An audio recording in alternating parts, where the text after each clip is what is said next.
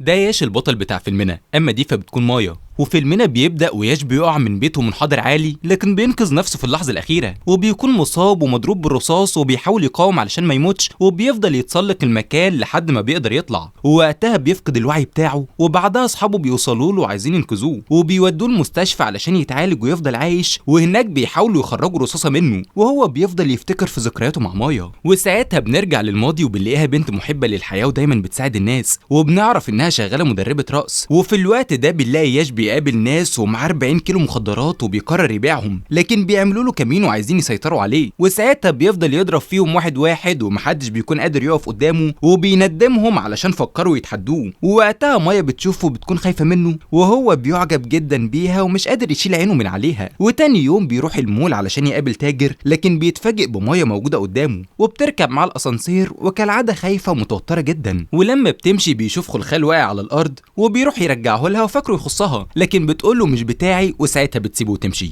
وبعدها بيقف مع واحد بيعرفه مكان موري اللي هيشتري منه المخدرات، ولما بيجي الليل بيكون عامل كمين لموري، وبيشوف مايا لتاني مرة بالصدفة ومعاها راجا صاحبها، فبيروح ناحيتهم وهي بتستغرب اول ما بتلاقيه، ووقتها بيهزق راجا لانه ماشي من غير رخصة وكمان عايز يكسر الكمين. وساعتها بنكتشف ان ياش ضابط شرطة وهي بتكون مصدومة، وبيقول لها ما ينفعش بنت تخرج مع واحد بالليل لوحدها. ولما بيمشي هي بتفضل تبص عليه، وبعدها بيوصل موري وعايز يهرب من الكمين، لكن ياش بيضربه بالنار وبيقدر يوقفه، وفي نهاية الامر بيسيطر عليه. ولما بيرجع للوحدة بيقابل رئيسه وبيعرفه ان في مخبر جديد اسمه ارفيند هيبلغهم بكل المعلومات عن اماكن تجار المخدرات في البلد، وبيتفق معاه يكون فريق صغير، واللي بيضم اول واحد اتول، والتاني هو المجند الجديد مهيش، والاخير بنلاقيه الظابط كاملش، وياش هيكون القائد بتاعهم لتنفيذ المهمة. وبعدها ارفيند بيعرفهم اماكن اكبر 4 عصابات ماسكين تجارة الهيروين والكوكايين، وفعلا بيقدروا يتتبعوا اثارهم وبيوصلوا لهم بالترتيب،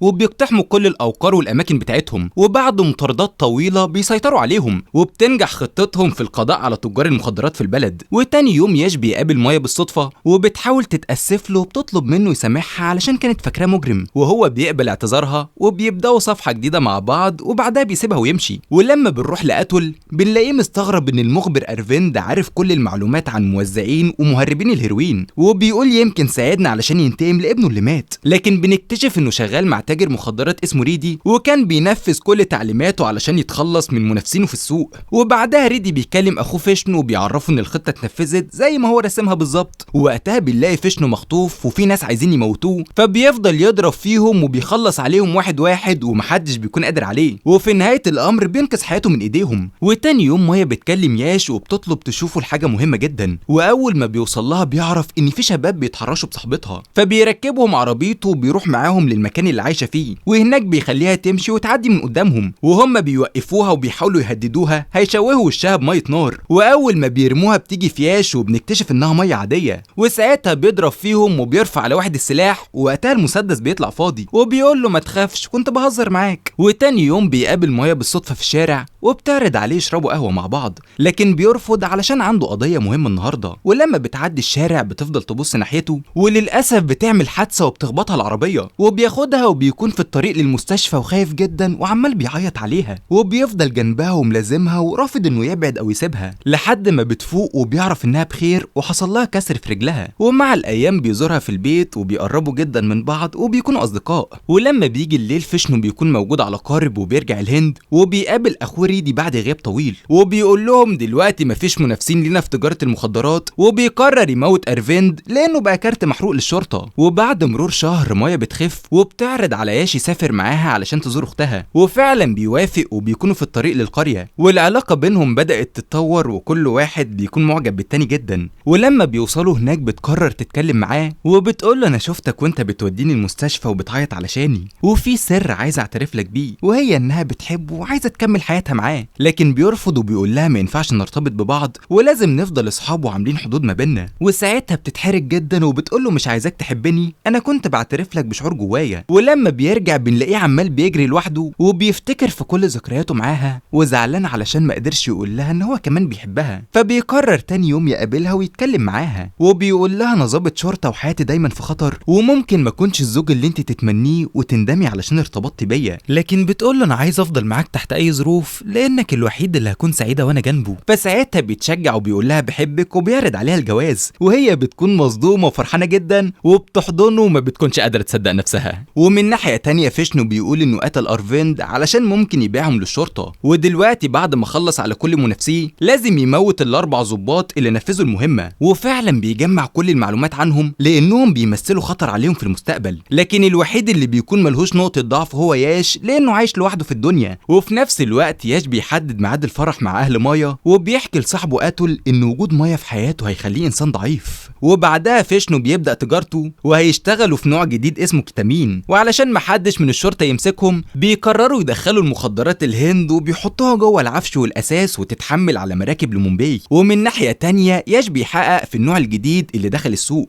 واللي كان السبب في موت ناس كتير، وبيكتشف ان ارفيند كان بيشتغل معاهم وبعدها قتلوه. ودلوقتي الطلب زاد على المخدرات والعرض قل، وبسبب كده قدروا يكسبوا ملايين كتيره جدا. وبيعرفوا ان الهيروين بيتهرب في العفش اللي جاي من بلجيكا، وبيوصلوا لواحد اسمه طاهر هو اللي بيساعدهم في تهريب البضاعه، وبيعترف لهم ان التبادل هيحصل في المول. ولما ريدي بيوصل هناك بيقول لفيشنو هستلم البضاعه لوحدي علشان محدش يعرف انك عايش، وبيبلغه يراقب من بعيد بدون ما يتدخل في اي حاجه. وفعلا ريدي بيدخل المول علشان ميعاد التسليم، والشرطه بتكون في كل مكان ومراقباهم، ووقتها بيتم تبديل البضاعه وفاكرين انهم بامان. ولما بيكونوا خارجين يشوا الضباط بيقبضوا عليهم، لكن فيشنو بيكون شايفهم وبيضرب عليهم النار. ووقتها ريدي بيحاول يهرب وهما بيكونوا وراه لحد ما بيقدروا يحاصروه في جراج العربيات وما بيكونش عارف يهرب، وبيسلم نفسه وعايزهم يقبضوا عليه لانه رمى البضاعه وبالشكل ده هيطلع براءه. وياش بيكون عايز يقتله وقاتل بيحاول يمنعه، ووقتها ريدي بيقرر يمسك سلاحه فكلهم بيضربوه بالنار وبيقتلوه ما عدا قتل. وفيشنو بيكون شايف كل حاجه حصلت قدامه، ووقتها بيتعمل لهم تحقيق وياش ما بيكونش ندمان ان هو موته، وقتل بيعترف انهم ضيعوا فرصه القبض عليه عايش، وبسبب كده بيتوقف ياش وماهيش وكملش عن العمل. وتاني يوم ياش بيكون مع مايا واصحابه وبيقرروا يدخلوا السينما ويتفرجوا على فيلم، لكن فيشنو بيكون هناك وبيراقب كل تحركاتهم. وبعدها بيروح لبيت طاهر بعد ما باعوا للشرطه، وبيقرر يموت كل اسرته قدام عينيه، وساعتها بيقتله وبيتخلص منه بسبب الخيانه. وفي نفس الوقت ياش بياخد مايا للبيت علشان تتفرج عليه، لكن بيجيله تليفون وبيعرف من قتل ان طاهر مات. ووقتها فيشنو بيكلمه في التليفون وبيقول له انا اللي موتت طاهر، ويا رب الفيلم اللي شفته في السينما يكون عجبك، والمره الجايه هموتك انت واصحابك. ووقتها ياش بيتاكد انه بيراقبه في كل مكان وممكن يهجم على البيت ويقتله، وساعتها بياخد مايا وبيهربوا بسرعه من فوق السور وبيروح يوديها البيت قتل علشان تكون في امان. وبعدها بيكون فريق من الشرطه وبيحط لهم الخطه، وهو ما بيستلمش سلاح لانه موقوف عن العمل، وبيدخلوا البيت تاني وبيكونوا مستنيينهم. واول ما فيشنو ورجالته بيهجموا بيلاقوا الشرطه بتموت فيهم وبتخلصوا منهم واحد واحد، وفي نهايه الامر بيقدروا يقبضوا على فيشنو وفاكرين انهم سيطروا عليه، لكن بيدافع عن نفسه وبيفضل يضرب فيهم. ولما بيحاول يجري ياش بيكون وراه وعايز يمسكه باي طريقه، وبعدها بيوصل له وبيفضلوا يضربوا في بعض وكل واحد عايز يسيطر على التاني. ووقتها بيلاقوا نفسهم موجودين في محطه القطر، وفي نهايه الامر فيشنو بيهرب منه وما بيقدرش يقبض عليه. وبعدها ياش بيقابل رئيسه وبيطلب يرجعه للخدمه علشان فيشنو مجرم خطير وكانت الشرطه فاكراه ميت، لكن بيرفض يمسكوا القضيه تاني لانه موقوف عن العمل. ومن ناحيه تانيه ماهيش بيكون في بيته مع مراته راتشنا وبيدخل عليهم فيشنو وعايز ينتقم، وساعتها بيحاول يدافع عن نفسه لكن بيمسكوه وبيفضلوا يضربوا فيه، وهو بيكون ضعيف جدا قدامهم وبيقع على الارض وبيترجاهم يسيبوا حبيبته ومحدش يعتدي عليها، لكن للاسف فيشنو بيقتل ماهيش وبيخلص عليه. ووقتها ياش بيعرف اللي حصل وبيروح لبيته وبيلاقي صاحبه ميت هو وراتشنا بعد ما تم اغتصابها، ورئيسه بيلغي ايقافه عن العمل وبيأمره يقتل فيشنو، وده بيخلي ياش متضايق لانه رفض من البدايه يرجعهم للخدمه وسابهم بدون سلاح يدافعوا بيه عن نفسهم. ووقتها بيعملوا مراسم الجنازه وكلهم بيكونوا زعلانين ومش قادرين يصدقوا ان صاحبهم مات، ومن وقتها بيقرروا ينتقموا من كل رجاله فيشنو وبيقتلوا في اي واحد على علاقه بتجار المخدرات وبيخلوهم يشوفوا كل انواع التعذيب وعايزين يعرفوا مكان فيشنو. وبعد فتره ياش ومايا بيتجوزوا علشان ما يبانش قدام العصابه ان ضباط الشرطه خايفين، وفي نفس الوقت فيشنو بيقابل سواتي مرات قتل وبيقدر يمسكها. وتاني يوم ياش بنلاقيه مع مراته مايا لكن بيحس بحرج حركة في المكان وعايز يدافع عنها، ووقتها بيمسك واحد منهم لكن فيشنو بيضرب عليه النار وبيقرر يقتله، وبعدها بيمسك مايا وبيهدد بموتها، وياش بيكون مصاب وبيترجاه يسيبها ويقتله هو، لكن فيشنو بيكون رافض وعايز يندمه علشان موت اخوه. ولما ياش بيحاول ينقذ مايا بيضربه بالبندقية، ووقتها بيطير من الشباك، وبتظهر اللقطة اللي حصلت اول الفيلم. وبعدها بنرجع لوقتنا الحاضر وبنكتشف ان قاتل هو اللي عرف فيشنو مكان ياش علشان ينقذ مراته، وبيقول له لو عايزها ترجع لازم تقتل ياش في المستشفى. وفعلا بيسمع كلامه وبيروح لصاحبه الأوضة، وبيكون متردد جدا ومش عارف يموته، وبيفكر يقتله بكذا طريقة لحد ما بيقدر يخلص عليه. وبعدها وسائل الإعلام بتذيع ان الضابط ياش مات، وسواتي ومايا بيكونوا سامعين الخبر وفيشنو مسيطر عليهم. وبعدها بيكلم قاتل وبيعرفه مكان مراته، وساعتها بنكتشف ان قاتل ما قدرش يقتل ياش وهو فاق في الوقت المناسب.